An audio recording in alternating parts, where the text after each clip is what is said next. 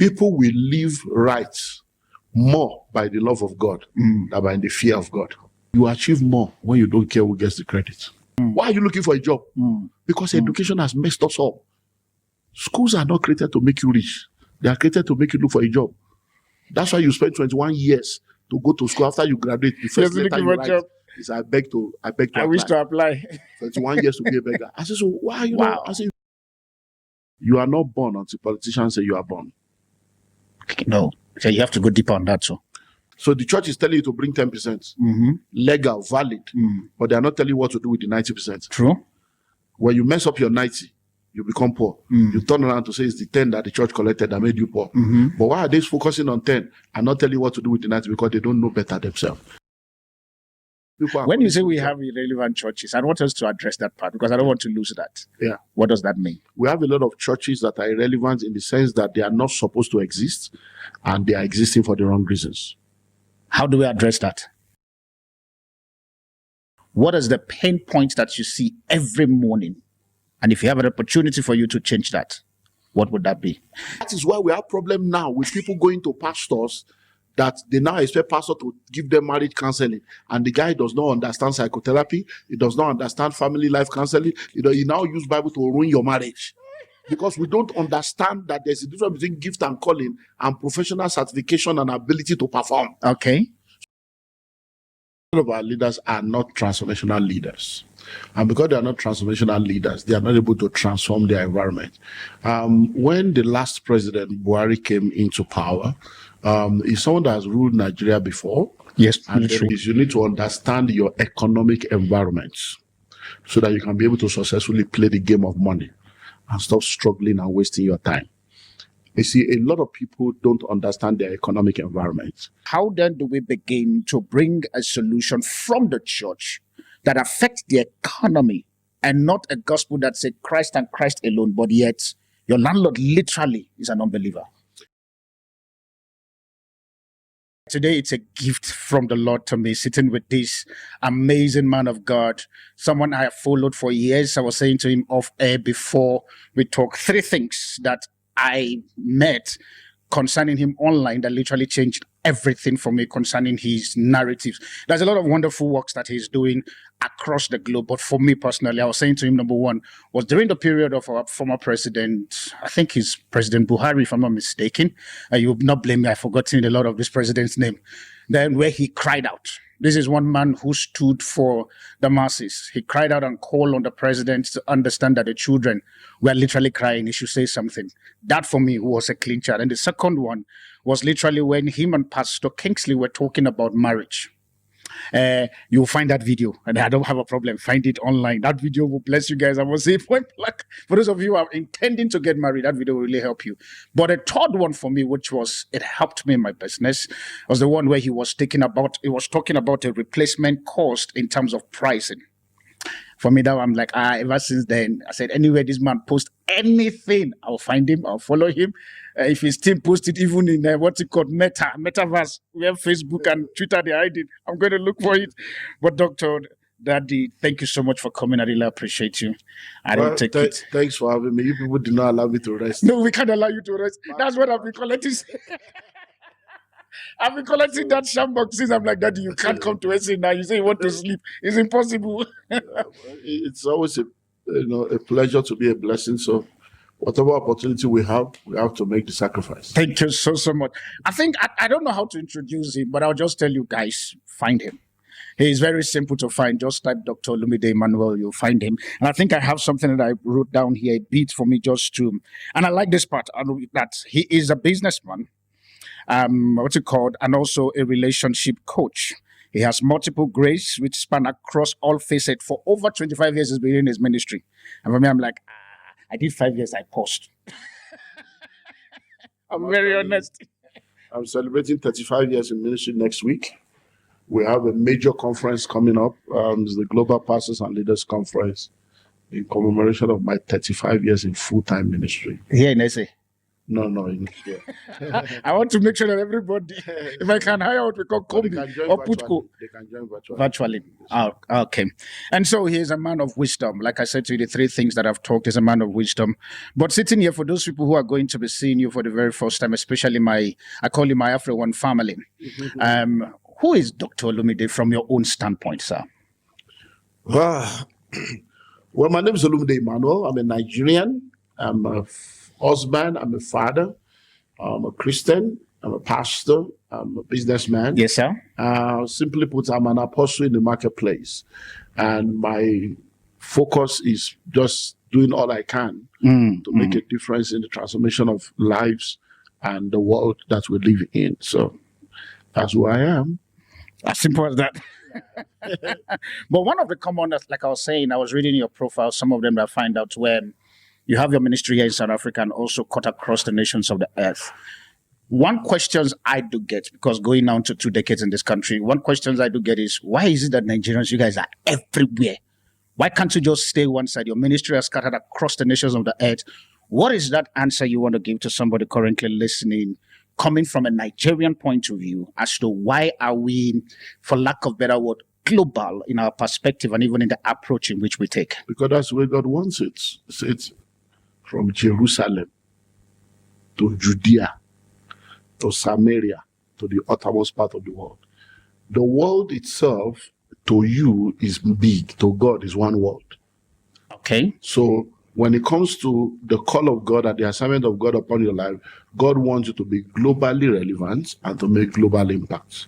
Globally relevant and impact. Yeah, so you can stay local and be impactful globally. You don't need to go around to be impactful. Yeah. You can stay local and still make global impact. But you need to have a global mindset to make global impacts. And once you have a global mindset, wherever you are, whatever you produce will go beyond where you are physically and go beyond your geographical region. And because of our population, many people don't understand that our population is huge. True. We're talking close to 250 million people. So because of our population, we are the most populous black nation on the earth. So we are supposed to be everywhere. So apart from the mandate of God that says go from Jerusalem to Judea to Samaria to the other parts of the earth, our population means that we have to be dispersed abroad. You said something there where you said that you're an apostle in the marketplace, which is very it's easy for me to play on that very particular space, because that's where also I see it. When we talk about the whole concept of wealth and kingdom wealth, which is part of the summit that you are here doing in South Africa, what do you want to say regarding to that? Kingdom wealth, a lot of people struggle with that. We stay in a country currently now where the moment they see you as a Nigeria, in quote, you are coming for our money. And yet you are coming to say kingdom wealth, and they say, no, this is another strategy for exploiting. So from your own standpoint as a father, 35 years in ministry, what do you want to say regarding to the word kingdom wealth? Well, the focus of the meeting tomorrow is Kingdom Wealth Summit. And I'll be sharing and talking to people about understanding and manifesting kingdom wealth. Okay. You see, understanding is very, very important. When people don't have understanding, they can't become outstanding. They can't stand out. Yes, sir. Understanding is that which is under upon which you stand. When you don't have understanding, your foundation is faulty. So when it comes to kingdom wealth, I define kingdom wealth as wealth that has its source in God and the kingdom as its purpose. Okay.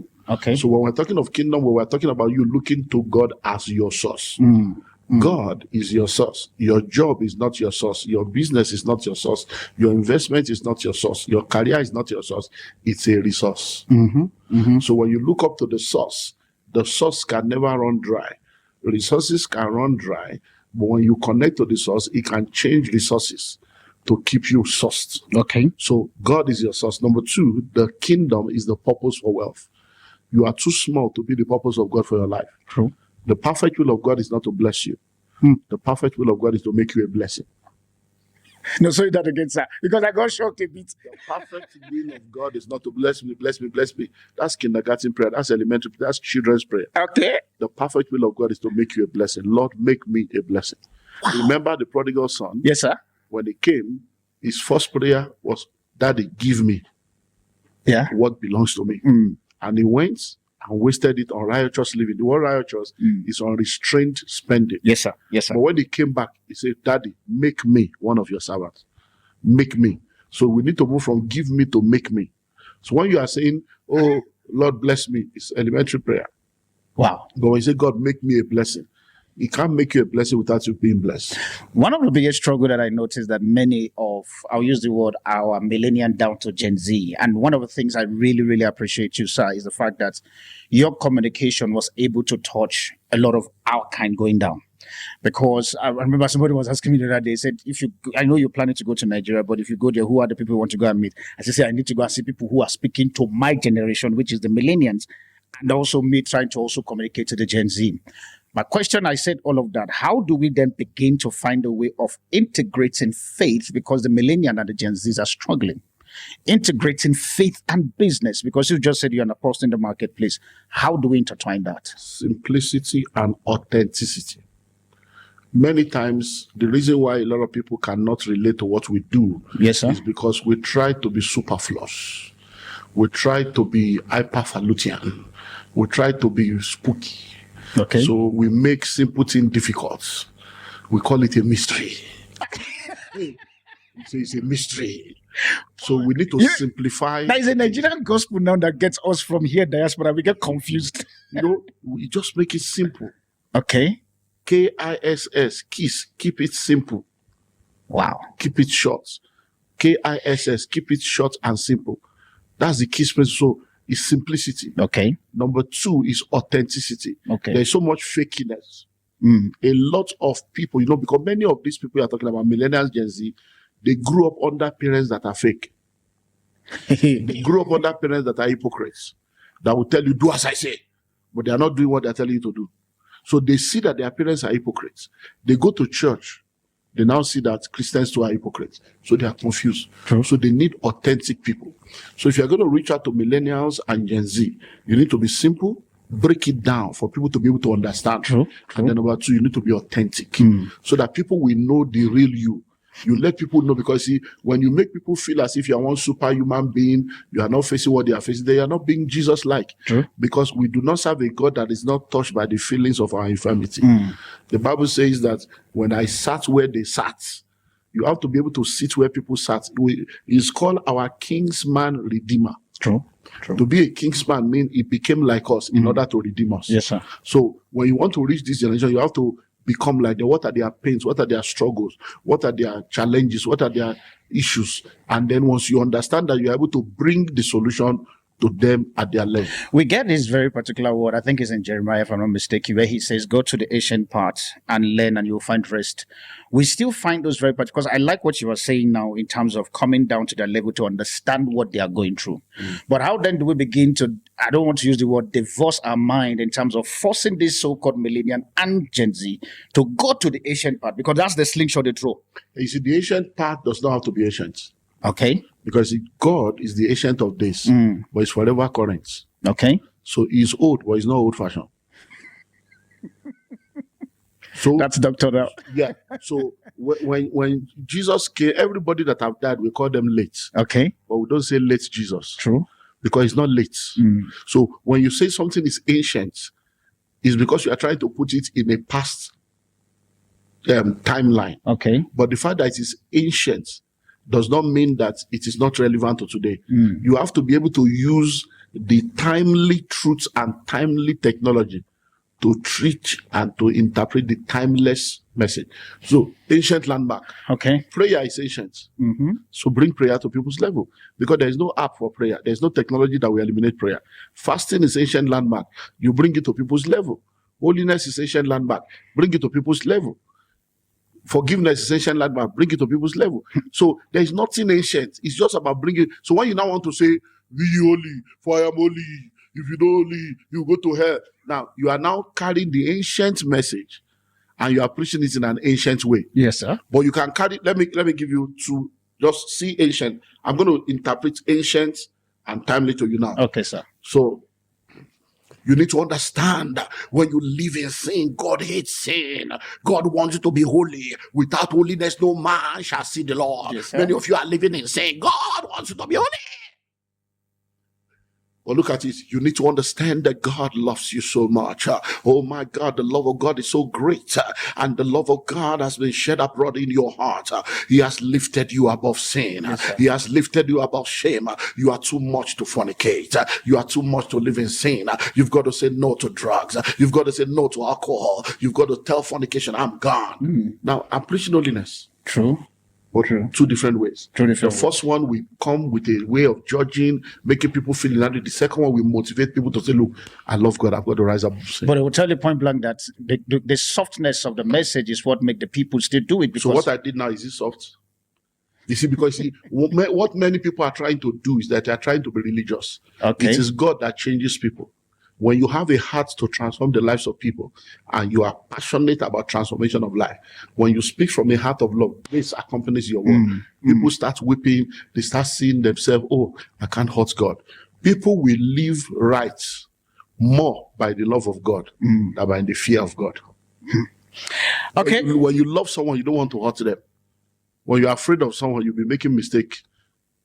I know that this very particular question I want to ask you would put me a bit in trouble, but obviously, I'm looking at what is happening currently now within the Nigerian ecosystem of church. Okay. And I remember, I think I had a guest who was also from Jos, who was sitting where you were sitting. I've forgotten his name right now. If I forget your name, please pardon me. Yeah, Apostle Dabs. That's the name. I'm like, okay, there is this other name that is coming about. No, Apostle Dabs. And one of the questions I threw to him, I said, we have currently now within the Nigerian ecosystem, and I'm talking now from a standpoint of South Africa, and been here for almost 2 decades, and I've worked with the people of the land and the narrative that has been shot to us. So, which means, obviously, when they see other pastors, they cannot talk to them as pastor, no problem. But when they meet people like my kind who play in the field, it's a different conversations. The question is this. We find that Nigerians currently now, if we look at it as the prayer hub, if not mistaken, of Africa. Spirituality in that country is high compared to all of the other African countries. But how come that it's not affecting its economic disparity that is there? What is the church not doing that is making an average member in the church, yet still lives the church, prayed, fasted, done everything, but at the economic side, it's zero? That question should tell you then that they are not spiritual. How do you interpret spirituality? Okay. You see them as being spiritual. You see them as being prayerful. If it's not translating to transformation, then there's something is wrong with the prayer and the spirituality. Because from the member or from the set man of God? Everywhere. Because in Nigeria, we have so many churches. Why come we have so many churches and the nation is not being transformed? True. It's because we have a lot of irrelevant churches. We practice religion, not Christianity. Christianity is not a religion. You see, Christianity is also most of what you people are. When you say we have irrelevant churches, I want us to address that part because I don't want to lose that. Yeah. What does that mean? We have a lot of churches that are irrelevant in the sense that they are not supposed to exist and they are existing for the wrong reasons. How do we address that? That's why we have to go back to the basics. So listen to this. Yes, sir. Christianity is not a religion. Religion has caused more damage than even the devil. Religion is more dangerous than the devil. Christianity is not a religion. It's a relationship with your creator. Okay. When you practice Christianity as a religion, you're going to be a pawn in the hands of charlatan behind the pulpit. True. When you practice Christianity as a religion, you're going to be a victim of the myopic, limited, unexposed interpretation of scriptures of the people you listen to. Okay. So everybody needs to have a relationship with God. People have a relationship with pastors. They have a relationship with church, but they don't have a relationship with God. When you have a relationship with God, you will be transformed. When you are transformed, everything around you will be transformed. So people go to church to use God. They don't go to church to be used of God. So we have a lot of churches that exist today, and most of those churches exist to be like a palliative for people in trouble. You find that anywhere there is poverty, religion thrives. Religion and poverty goes together.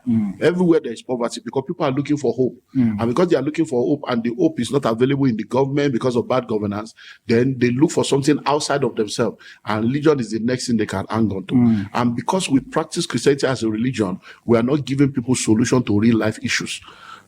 Every message on Sunday should be practicable from Monday to Saturday.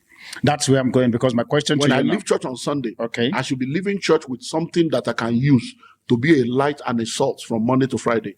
The Bible says we are the salt of the earth, not the salt of the church. True. We are the light of the world, not the light of the church. True, sir. So when I come on Sunday, I should be prepared to salt the earth and light the world. And that's what's not happening. Because there's a difference between the gospel of salvation and the gospel of the kingdom. Many of our churches, over 80% of churches in Africa, are preaching the gospel of salvation. And it's a legitimate gospel, but it's kindergarten gospel. Okay. What's the gospel of salvation? It is a gospel that tells you what Jesus has paid for that you're supposed to come and enjoy. God wants you to be saved. God wants you to be healed. God wants you to be blessed. God wants you to be delivered. Okay. God wants you to be successful. They are all legitimate gospel, but they are gospel of salvation. It tells you Jesus has paid the price. Come and enjoy this. But after you are saved, what next? That's where the gospel of the kingdom comes in. So the gospel of the kingdom is the gospel of discipleship, the gospel of maturity, and the gospel of responsibility. Now that you are saved, go and save others. But now that you are saved, go and save others, go and deliver others, and be an ambassador and be a light. So many people now come to church, and for 12, 15, 20 years, Yes, sir. they are waiting for their own miracle. Yes, they are sir. not ready to go and help anybody because I need to help myself. But Yes, they don't sir. realize that it is in helping others that you find fulfillment. I'm happy at what you are saying, and I'm grateful that as a father, 35 years in the ministry, it'll be 35 days, like they say it. Now, if we are to begin to address, from your own standpoint, 35 years, to address what the church needs to do to begin to affect the economy of our nations, and in span, because of the show I run known as AfriOne Show, Africa, what role would the church needs to begin to play to guarantee that the economy of Africa, because I've seen messages where I will tell you, kingdom focus, and any message that talks about empowerment and economic and stuff, it's not kingdom, it's Christ, Christ and Christ alone. We get all of that. And let's be honest, these things are filtered down to millennial and also to the Gen Z. I don't want to talk to baby boomers up there. I'm not there. I'm from the millennial downward. With all of this, how then do we begin to bring a solution from the church that affects the economy, and not a gospel that said Christ and Christ alone, but yet your landlord literally is an unbeliever? Now, one thing we need to understand is that when Jesus died, he did not die to give us a religion. And like I said again, when you practice Christianity as a religion, you're going to focus on the super. But the supernatural is a combination of super plus natural. Super alone cannot help you. If you have to live on super, they're not going to have a fulfilling life. So the role of the church is to equip people and to empower them to be able to live a meaningful life. And equipping and empowering them goes beyond just telling them about Christ. It also involves telling them about how to use Christ to change their world. Because if you are supposed to go to heaven and that's the ultimate, then the day you died, you should just face heaven. You should just get born again and die. But you are born again and you are still alive. Why? Because there is an assignment for you to fulfill here. So as a pastor, you need to understand that the church is both an organism and an organization. Yes, sir. You need to understand that to succeed in ministry, you need the heart of a shepherd and the mind of a businessman. Yes, sir. So you need to now teach people how to manage their resources. So the church is telling you to bring 10%, legal, valid, but they are not telling you what to do with the 90%. True. When you mess up your 90, you become poor. You turn around to say it's the 10 that the church collected that made you poor. But why are they focusing on 10 and not telling you what to do with the 90? Because they don't know better themselves. What is it a little better? Are we talking about the so-called segment of the pastors? Okay. Over 80% of people that are on the pulpit are not supposed to be there. Wow. 80% of people that are on the pulpit today, they have not gone to any Bible school, any theological college. They don't even have understanding of what they are doing, because many of them either broke away from somewhere, they are angry with somebody, or they think they can start their own. They didn't get a job, they went to start a church. So we have a lot of charlatans on the pulpits. Why? Because you see, when you see what's happening around, it just shows you that something is wrong somewhere. I say to people, if you want to be a medical doctor, you go to university. Yes, sir. And you go to medical school. Yes, sir. And then you become a doctor. You still go through different certification. To be a lawyer, you go to school, graduate, then you go to law school, and you still go through a law certificate. To be a pastor, all you need is to claim that you heard a voice that only you heard, that nobody else heard, and then you gather people's destiny in your hand. So we have a lot of all this, and because people themselves, people are not really transformed, they are not born again, they are not regenerated. It takes fruit. I don't know. It takes you to be real, to know the real. Because they are not genuine, they can't detect a lie. So I believe very strongly that we need to go back to discipleship. Okay. And the church needs to go back to the place of teaching and balance. Okay. Because preaching does not disciple people, only teaching does. True. Preaching will inspire, will motivate, will challenge, but it is teaching that disciples, line upon line, precept upon precept. True. And we need to go back to that discipleship and back to balanced teaching. People are made up of spirit, soul, body, mind, will, emotion. So in your church, January to December, What message have you preached that helps the family? What message did you preach that helps finances? What message did you preach that helps in people's health? What message have you preached that helps in people's interpersonal relationship? What message have you preached? If all your message from Genesis and from January to December is fasting, prayer, holiness, everything, then how will they be able to live the life? Oh, yeah. So there is a problem. And that's why we are seeing what we are seeing. Because by the time you have not prepared people for what God has prepared for them, when they get there, they mess up. So by the time people now finally find themselves, okay, you find yourself now, you are a governor of a state. Yes, sir. Is it speaking in tongues you used to run the government? I hear you. You find yourself now, you are a senior lecturer. Is it fasting you used to run the school? You find yourself as a CEO of a company. Is it holiness you used to run the company? So you need to have character. There's no problem with that. Yes, sir. But you need to have capacity. You need to have competence. Yes, sir. You need to have courage. Yes, sir. All those things have to be on board, not just the spiritual. All right, I think I'm going to pause. I'm going to go on a break now for us to take water and come back, because it's going to get heated on this very particular final segment on the show. But before we go on the break, sir, question I want to throw to you. When we look at the leadership landscape, starting from Nigeria, 35 years you playing in the place of the spiritual and also on the marketplace, what is the pain point that you see every morning?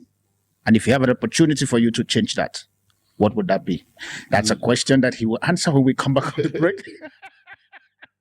Hello, my AfriOne family. I'm so excited today to be on your screen, wherever you're watching it from. I want to say thank you. And also to the followers and the subscribers, I want to say thank you to you all and to my beautiful guests who have graced me in this 1 year sitting on this very particular platform. I want to say thank you under the umbrella of AfriOne Show. So today, quickly, I'm here to just talk to you about two new products that we have released. One of them is known as the AfriOne AfriOne Property. Can't blame me. I like my AfriOne network. And the second one is known as AfriOne Invest. And the first one, AfriOne Property, and the second one, AfriOne Invest. I want to encourage you, please. Are you a property owner, or maybe you're an agent, or you are a startup and you're looking for a platform for you to be able to put your properties? I want to encourage you, please, now go visit property.afrione.africa for you to get registered and also for you to start listing. You never can tell. You might be sitting with me here on this very particular table as we're going to be talking about all things property. And also on the second side of things, for those of you who are business people, you are intending to start your own business and you want to check how the market is. You want to see if your ideas are going to fly. Or maybe for you, you are literally at a stage where you need to scale, but you need funding. With AfriOne Invest, it's a crowdfunding platform where people come and put their ideas and put their stuff with a possibility of either giving an equity out or probably a stake, or maybe you're looking for a partner or just a seed investor, or maybe for you just want to crowdfund people who just like your idea, just want to give you seed for you to be able to run your business. I want to encourage you also, please visit invest.afrione.africa. Invest.afrione.africa. I look forward also for me to sit with you all, either on the property side, on the business side, which is the invest side, for us to just talk about all things property and all things business. But a question I asked before we go on break, which was a question of the leadership posture and how we can then begin to equate that into the economy, starting from Nigeria. The pain points when you look at the Nigerian right now. Sir, I run a business where I facilitate tradings for people across the continent. I can tell you point blank that the most difficult country at the moment is Nigeria. I struggle. And yet we have leaders like your kind and many others. But still sitting from where I'm sitting from South Africa, looking that side, we are still trying to look for an inroad, especially us also diaspora. What needs to happen? What's your pain point? And I'm grateful that you are sitting in South African soil. At least by default, you understand our pain small. Small. So what message do you want to say regarding that? Because we need an answer, and we need you as a father. The same way you spoke during the period of Buhari, I watched it. That same voice is what I need now. During my second PhD, I wrote my dissertation on the role of personal and political leadership in the economic empowerment of individuals. The role of personal and economic leadership. Political leadership. In the economic empowerment of individuals. And those two things are very, very important. So my pain point is those two things. Number one, lack of personal leadership in the life of people, and lack of transformational leadership in our political sphere. You see, people don't know how powerful politics is. You are not born until politicians say you are born. No. So you have to go deeper on that too. Until you have a birth certificate, you are not born. Politicians set up a policy that every child that is born should have a birth certificate. Yes, sir. So you are not born until politicians say you are born. You are not even dead until they say you are dead. Until there's a death certificate, you are not dead. You don't know how powerful politics. You are not married until they say you are married, and you have a certificate. You guys are saying that. Don't let my South African people who are married to South Africans. Nigerians like my that's how powerful politics is. Wow. But you see, let's start with the personal level. Many times we are pointing fingers to someone that is not doing what he's supposed to do, or we are not doing what we're supposed to do. If you are not part of the solution, you are indirectly part of the problem. True. Evil thrives when good men do nothing. So the solution to the continent's problem begins with personal leadership. This little light of mine, I'm going to let it shine. Do what you can do to make sure you are not part of the problem. But the government owes, or probably leaders owe us policies and system. How do you work with, like you've just said now? Now You are not that's born the without. problem. Okay. That's the problem. See, in national transformation is a function of two things: Okay. patriotic citizenship Mm-hmm. and transformational leadership. Okay. But the problem is always that the citizens are waiting for the leaders to be transformational before they become patriotic. And the leaders are asking... I turn my seat now, okay? Yeah, and the leaders are asking for the people to be patriotic. But I believe that it begins with patriotic citizenship, not transformational leadership. You know why? Yes, sir. Because the leaders came from among us. So if we are patriotic citizenship, the people that we emerge as leaders, we already have gone through that route. So if you have leaders that are not transformational, they are not supposed to be there, but they are there. Let those of us that are at the bottom become patriotic, Okay. and begin to transform ourselves so that when their time expires, the next ones that we emerge from among us will be transformational. Does that Because not, that's why we say people have the leaders they deserve. yeah. Because at the end of the day, those people you are calling bad leaders are not foreigners. They came from among us. Yeah. And they keep coming from among us, and we keep having bad people. That should tell us that we are all bad. Is it not the absence of blueprint that is causing that? Because if you say from among us we should become patriotic, Yeah. what does patriotism look like? Is there a blueprint that says this is what patriotism look like? Now, it begins with you not being a part of the problem. That's all. When I wake up every morning, Okay. I tell myself, I am born as a citizen of this country. And because I'm born as a citizen of this country, these are the values I will live by. So I create values for myself, personal leadership. And those values, I begin to live by them. But the sum total of that value is that I will not add to the problem of my country. I'll be a solution provider.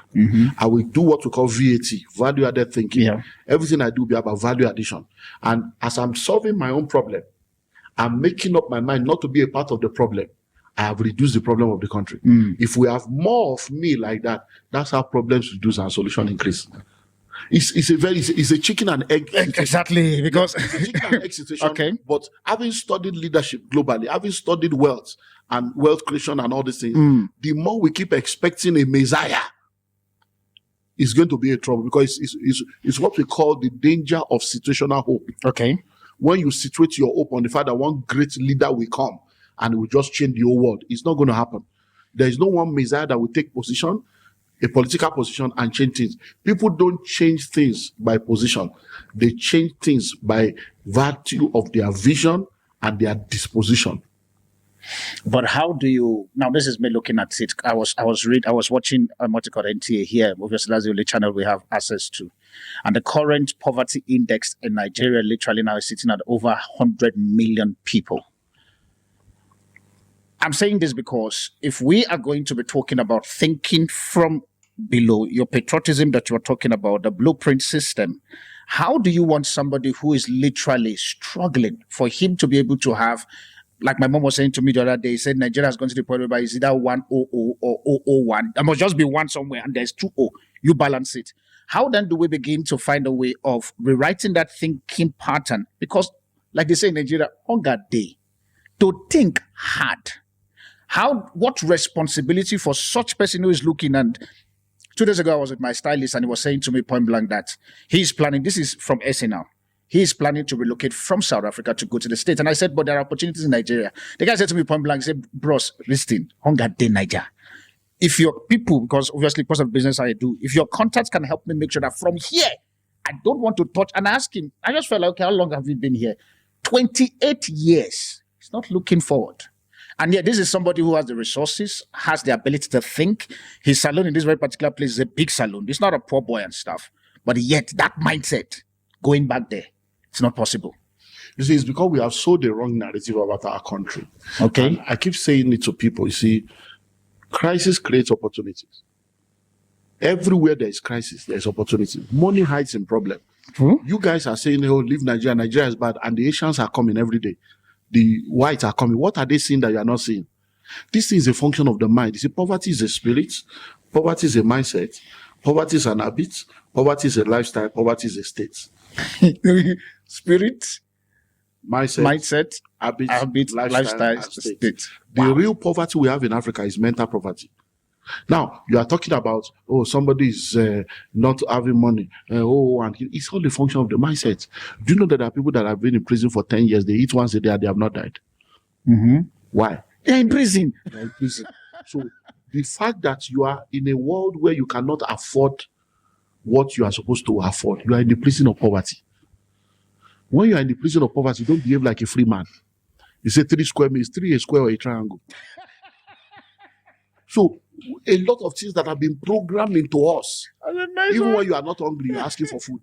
You don't live to eat, you eat to live. True. You are supposed to eat when you are hungry. If you are not hungry, don't ask for food. Need of eating. So one thing that people should begin to think of is thinking of value. Okay. What value can I offer? Because money only flows in exchange for value. What is value? Solving problem, meeting needs, answering questions. Once you do those 3 things, you're offering value, money will flow no matter where you are in the world.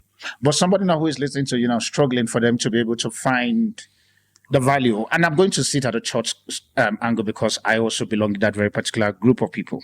And the person currently now is sitting listening to you, I say, sir, I hear you talk about value. What is value? Yeah. Because until we begin to understand, and I'm happy that you see that the economic space, I've watched your narratives and the things you put out there. Like I said when we started, it has blessed me. I will never forget the one of that pricing. That one changed everything. But with that being said, someone currently now is sitting at your church, looking at you every day. Daddy, I hear what you are saying. But this thing is not entering. How do I then begin to put value, or what is value creation, or what is value?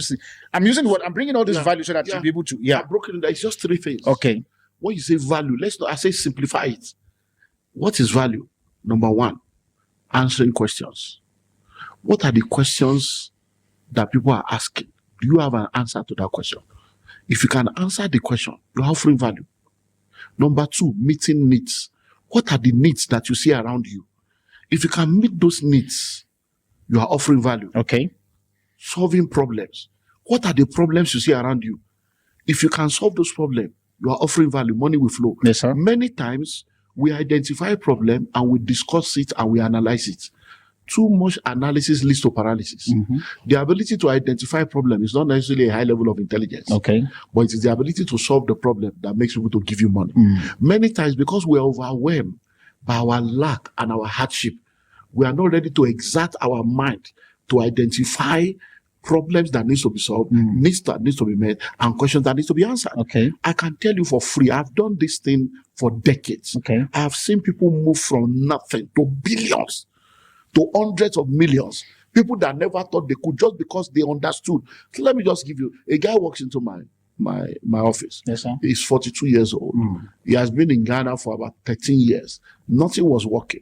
He comes back to Nigeria frustrated, and he hears about me, and he says, let me go to this man for counseling. And he's coming for counseling and prayer so that God can change his story. And then he walks into my office with a white shirt, well starched, looking clean and crisp. And he says he's jobless, he doesn't have any job, he came back frustrated, nothing is working, there are enemies pursuing him, things are working against him, he needs a deliverance. But my typical self, I'm not a religious person. Okay. I don't believe in many of this religious nonsense that we throw around. So I ask him a simple question. I say, you don't have money. I say, well, this is your shirt. It's looking clean and clean. So you don't have money, but you have money to go and be dry cleaning shirts. He said, no, I washed it by myself. After I washed by myself, I ironed by myself. I said, then why are you not a dry cleaner? Wow. Why are you not a dry cleaner? If you can do that, why are you not a dry cleaner? He said, actually, I've thought about it one time, but you see, I don't have money. What has money got to do with dry cleaning mindset of poverty. So I asked him a simple question. I said, to wash clothes, what does it take? Ability to wash, skill, that's not money. Yes, sir. And that you use to wash, soap, water, sun that you use to dry it, God will give you. So what is the? I said, why are you thinking of what you don't have instead of focusing on what you already have?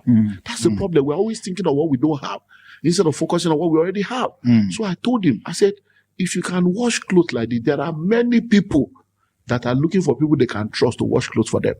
They don't want to go to the cleaner because it's expensive. But you can go to people's houses and wash for them. So I asked him, I said, do you go to church? He said, yeah, what church do you go to? He said, how many people are in your church? He said, about 500 people. I said to that 500 people, there should be at least 50 families that needs a clothes wash. That needs their clothes washed. And so what we're going to do, I brought out an A4. I said, you're going to, so I divided into it. I said, you're going to write your name or the name of your business, your phone number, and then you're going to print it out and cut it into like 50. I say on Sunday, everyone that has a car in your church, go to me and say, please, sir, I can come to your house to help you wash your clothes. If you need me to wash your clothes or clean anything, I say, do that. And then people will tell you, go to their house, they will give you the soap, give you the water, you wash. And the sun and the rope is even the sun dead. and rope is there. Dead. And then you go back again, they give you the generator, the light, and you iron. Ironed. My brother, he started it. In 8 months, he had employed 2 other people because he was booked all the days of the week.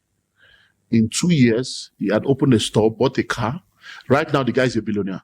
In the name He of not Jesus. only has 5 different dry cleaning centers, he has a bakery, he has a restaurant, he has mall in less than how many years? So, but he will have been remaining in that level. True. Saying, I give you another example. So I can tell you stories upon story. I was in the UK, spoke in a church. The pastor said he would like me to meet with a couple that they want to host us in their house. So no problem. Whenever you want me to go, we got there. They had a nice meal. We ate, amazing meal. Everything went well. We finished. And I said, this meal is very nice. And then they said, we should pray for them. I said, prayer for what? He said, things are not working. That the husband does not have a job. Even she only does some, little part-time job. That things are not working. If I can just pray for them, for God to bless them, for them to have money. So I said, sorry, this food that we ate, now who cooked it? She said she's the one. I said, why are you not a caterer? Because we are not seeing it. Why are you not a caterer? Why are you not selling food? Why are you looking for a job? Because education has messed us up. Schools are not created to make you rich. They are created to make you look for a job. That's why you spend 21 years to go to school. After you graduate, the first letter you write is I beg to apply. wish to apply. 21 years to be a beggar. I said, so why are you not? I said, you can cook too. He said, she wants to start, but she doesn't have money to rent a place. You see, we're always thinking of what we don't have. Where's the place of mentorship in our generation at this moment? Mentorship is, in fact, the ultimate of this generation. Okay. Without mentorship, you can't go far. You see, when you are in primary But school, is this thing about mentorship that a lot of people are afraid of? I'm speaking from my own side now. They're afraid of because mentorship has also been defined within our millennium and our Gen Z as a medium of slavery, where you are now entitled or you are now what you call, for lack of a better word, manipulated for you to remain loyal to the person and not the product that person is offering to you for you to move on. No, it's your interpretation. So when you're in primary school, okay, you have teachers. Yeah. When you're in secondary school, you have teachers. When you enter university, you have lecturers. Yes, sir. When you graduate, you need coaches and mentors. Okay. So where people miss it is the fact that they don't realize that coaches and mentors are as valuable to your life as lecturers and teachers were when you're in the school system. Okay. So you need coaches when you are practicing life. And mentors are people that have achieved what you want to achieve. They are people that have... No, sir, you said it too fast. Say it slowly. Mentors are what? Mentors are people that have achieved what you want to achieve. How come we find mentors and coaches who want to coach you and they'll tell you point blank? I'm happy you said so from the church angle that Paul wasn't married, but yet he coached. No. Paul was not a coach. He was a pastor. No, but I'm saying the narrative that is currently that no, I don't need to, like what you said. You who have can't passed give, through. you can't give what you don't have. Okay. You see, when you're talking about pastoring, the gift and the calling of God is without repentance. Yes, sir. Gift is given. Fruit is born. You see, nobody can give you fruit. Yes, sir. Give you gift. Yes, sir. So when someone is called or gifted, it is a divine endowment. A man like Paul that is not married teaching marriage is not because he has the fruit of marriage. It's because he has a gift and a calling. Okay. That is why we have problem now with people going to pastors that they now expect pastor to give them marriage counseling, and the guy does not understand psychotherapy, he does not understand family life counseling, he now use Bible to ruin your marriage. Because we don't understand that there's a difference between gift and calling and professional certification and ability to perform. Okay. So when you say someone is a mentor, is someone that has gone ahead of you, that has achieved what you want to achieve, is someone that can show you the way, is someone that knows where the pitfalls are, is someone that can guide you to unravel your mystery. Okay. All the things that are, I don't know what to do, they can give clarity to you. Okay. So mentorship is not about Bible or pastor. You need mentors for all the different areas of your life. The most amazing footballer still needs a coach. True. The most amazing musician, amazing golfer still needs a coach. Why? Because that's the way life operates. So it's not about control. It's about... But how come from the church we struggle, from the church circle, we struggle for us to understand this mentorship and coaching part? Because at the end of it all... It's a wrong language. You don't use mentorship and coaching for church. No, sir... It's a different template. I'm saying this because it is what is there now. Somebody wants to do a business, you want to scale your business. The next minute you want to scale your business, instead of you going to meet a mentor or a coach, the narrative, like you've rightly said on the first segment, religion has made it whereby the first person you go and see is your pastor. Sir, I want to scale my business. What does your pastor know about business?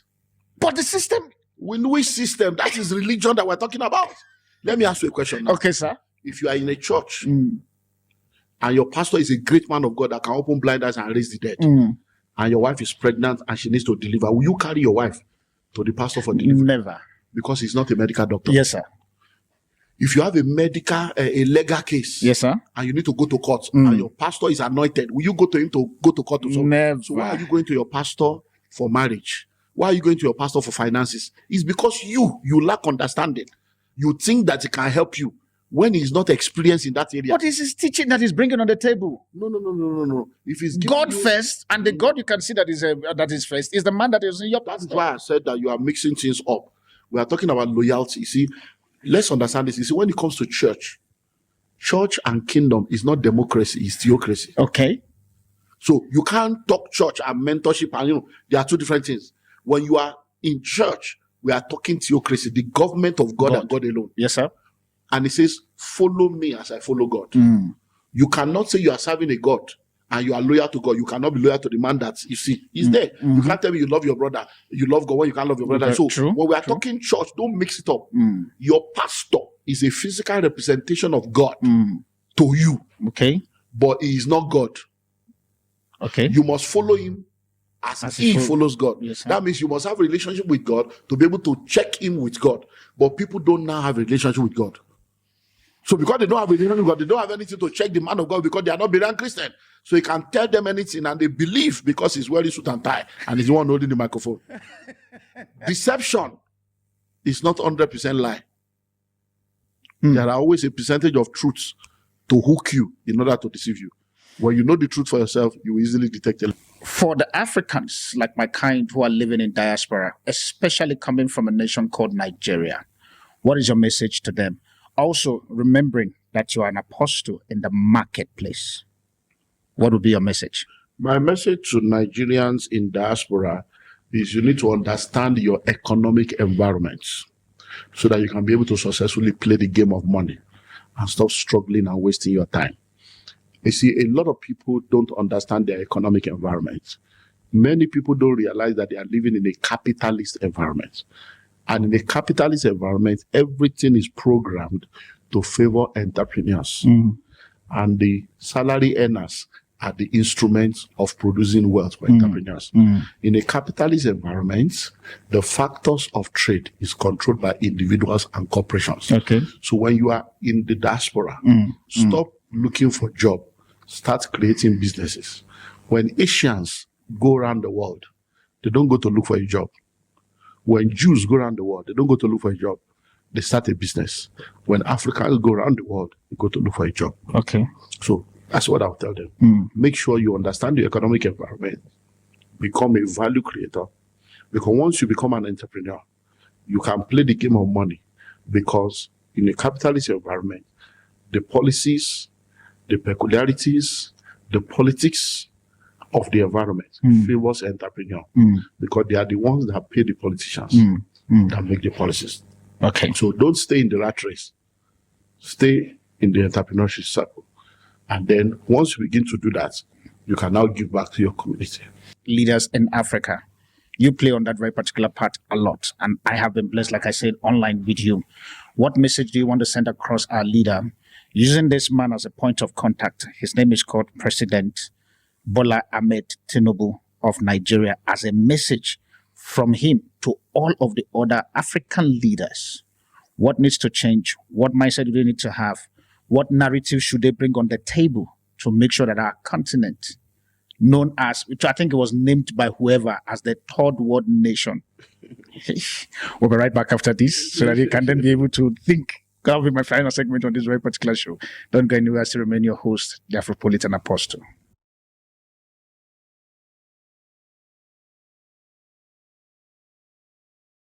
The question I ask is your message to the African leaders, using this man as a porter, known as President Muhammadu Buhari. Bola Ahmed Tinubu of Nigeria. I put this laugh for a reason, so that I don't forget where I come from. The other day I was saying to somebody, what is you guys, what's the national anthem? I heard it has changed. Then I went there, tried to listen to them. I'm like, it's okay. Let me just remember the flag, the old anthem. What's your message to African leaders, starting from our president? Become transformational. A lot of our leaders are not transformational leaders. And because they are not transformational leaders, they are not able to transform their environment. When the last president, Buhari, came into power, he's someone that has ruled Nigeria before. Yes. And then when he came back again, people had this hope that, he will do well. And people felt that, he's old. At least, what does he want to prove? He should just do the right thing now. But it was like the worst of the worst. And it took us almost 30 years backward. Then comes the new one, Bola Ahmed Tinubu. Yes, sir. And people are like, this guy's already rich, he has all the money, so there's nothing. And he did miracle in Lagos. I keep getting the Lagos miracle. So it's just going to come. And then less than 2 years later, we are in the pit of the abyss. Why? Transformational leadership. You see, you achieve more when you don't care who gets the credit. A lot of our leaders are not transformational. They are transactional. And because they are not transformational, they don't think beyond their tenure. They don't think beyond their 8 years. They are not ready to sacrifice to make the country better. You see, the things that will transform the world will not happen in 8 years. But the seed that will produce it can happen in 1 day. For instance, if I wanted to say for EG. Yeah. If I say I want to set up a rail transportation system right now. Yes, sir. I can decide in 1 day. I say we are starting a rail transportation system, and for the next 10 years, we're going to invest in this, and we're setting it. But that investment, it will cost you 30 years to recover the money. True. Transformational leaders will do that. Transactional leaders will never do that. They will only do projects that they can eat from and benefit from within their tenure. Okay. So that is a major issue. So when you look at a lot of things that will change the world, the policies that will change our world, it won't produce results in the tenure of their, in their political tenure. That's why they are not. So they only want to do things that are transactional. So that what can I get? What can I get? And that's what we need. So we need transformational leaders. Okay. So any leader anywhere, Nigeria, South Africa, Kenya, anywhere, make sure that you lead in such a way that when you leave, you'll be remembered for good. True. How do you want to be remembered? Wow. How do you want to be remembered? If somebody meets you now on the road, let's say in the flight, as you're traveling, and they ask you immediately 3 business opportunities available in Nigeria, starting from Lagos, what would be that? Same thing anywhere in the world. Number 1, real estate. Okay. Number 2, food, agriculture. Number 3, transportation, logistics. Anywhere in the world. Real estate, food, and transportation. Logistics, yeah. Anywhere in the world. Wow. Everybody needs a roof over their head. Basic need. Everybody needs food. Basic need. Everybody needs to move around. Basic need. Once you focus on the basic need of people, you can't go wrong. Are you available for people to reach you for mentorship and coaching? Yeah, they can go to my website, www.olumideemmanuel.org/conclave. / Conclave. Conclave. Okay. Yeah, I run the Billionaires Conclave. It's my mentorship platform. Okay. It's a network of high net worth individuals, families, and an organization I mentor. We are members in 15 countries on 6 continents. So anyone that comes, they can join the mentorship platform and be a part. Then they can follow me on all my social media platforms, on Instagram at Olumide Emmanuel, on X at Olumide Emmanuel, on Facebook at Olumide.Emmanuel, my YouTube channel, Dr. Olumide Emmanuel, loads of amazing materials. And I can get my book on Amazon and also on my website. Okay. I'm a diaspora now who is planning to return back to Nigeria. What would be the thing you want to say to him? Have a strategy. Don't just return. Why do you want to return? What will you do when you return? What are you returning to? What solution are you offering when you return? Who are the people on ground to support you when you return? So it's a complete. In fact, I have an entire module on that. You know, I did a series years ago on before you joined the Jackpot bandwagon. Part 1 to 4. Is it? Wow. Where is it? Yeah, it's on my YouTube channel. Okay. Then I did Jackpot versus Jackpada. Then I did. I remember the Jackpada. Yeah, Jackpot versus Jackpada. Yeah. Then I did Jackpot Love. Okay. Yeah, so I actually did a series. And on this, if you want to return, how do you return strategically? Okay. They're all on my YouTube channel. All right, family. I think we'll pause here. I'm making sure that he gets other appointment that he needs to cover for tonight. And I think if not, because I know that when this broadcast is going to come out, obviously his event is over, but we'll try as much as possible, like I said to you, when I get to Nigeria, for me to be able to do a part 2 of this, which is going to be on the soil there. Because part of the things I'm going to say, not much, I am sent from here. I'll say it like that. I'm sent from here by some certain stakeholders. So like we're trying to, because the biggest problem is the fact that I almost wanted to bring names of the government guys here in South Africa. It's rough. I'll say that, sir. It's very rough. South Africa themselves also do not even understand the way on how to even locate opportunities in Nigeria.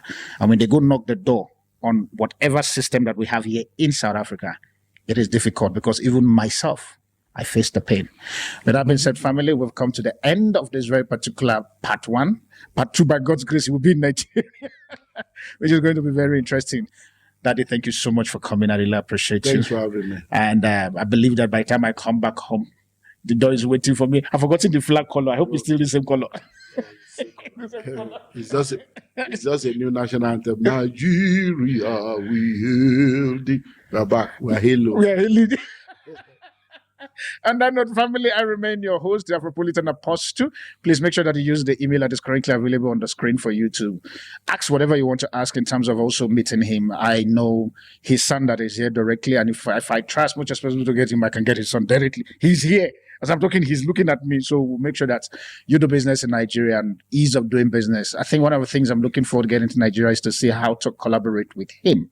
I'll say this on the mic, because I know what the people in South Africa, you guys have sent me a message, but I'll try my best for me to look for the core people. That includes him, to make sure. I think the one you just said is still on my head. Jackpot to Jackpata. There's a lot of us new to Jackpata. And as I'm saying, that is stuck somewhere. It's not going, okay, Jackpata, go out from my head so that I can close my show. With that being said, family, reach out. I'll try as much as possible. He has a billionaire club that he's just said. And so please, let's go join that very particular club. I'll put all the information on the screen here, and so you'll be able to get it. With that being said, I love you all, family. I'll see you again on the subsequent episode. Bye for now. And God bless you. So today, quickly, I'm here to just talk to you about 2 new products that we have released. One of them is known as the AfriOne Net, AfriOne Property. Can't blame me. I like my AfriOne network. And the second one is known as AfriOne Invest. And the first one, AfriOne Property, and the second one, AfriOne Invest. I want to encourage you, please. Are you a property owner, or maybe you're an agent, or you are a startup and you're looking for a platform for you to be able to put your properties? I want to encourage you, please, now go visit property.afrione.africa for you to get registered and also for you to start listing. You never can tell. You might be sitting with me here on this very particular table as we're going to be talking about all things property. And also on the second side of things, for those of you who are business people, you are intending to start your own business and you want to check how the market is, you want to see if your ideas are going to fly, or maybe for you, you are literally at a stage where you need to scale, but you need funding. with AfriOne Invest. It's a crowdfunding platform where people come and put their ideas and put their stuff with a possibility of either giving an equity out or probably a stake, or maybe you're looking for a partner or just a seed investor, or maybe for you just want to crowdfund people who just like your idea, just want to give you seed for you to be able to run your business. I want to encourage you also, please visit invest.afrione.africa. Invest.afrione.africa. I look forward also for me to sit with you all, either on the property side, on the business side, which is the invest side, for us to just talk about all things property and all things business. Thank you so much. Please explore this very particular website and tell us what is your experience. And definitely we're trying as much as possible for us to get all kinds of different stakeholders within the property space and also within the investment space. So if you're watching me currently and you know that you're a professional in any of this very particular field that I've mentioned right now, why don't you hit us on an email? The email is currently available on the screen, and let's get talking. You never can tell. Your idea, your skill, your coaching and your mentorship program might help somebody to be the next business tycoon in Africa. I'll see you on the flip side in you making money with us. Bye for now. Thank you.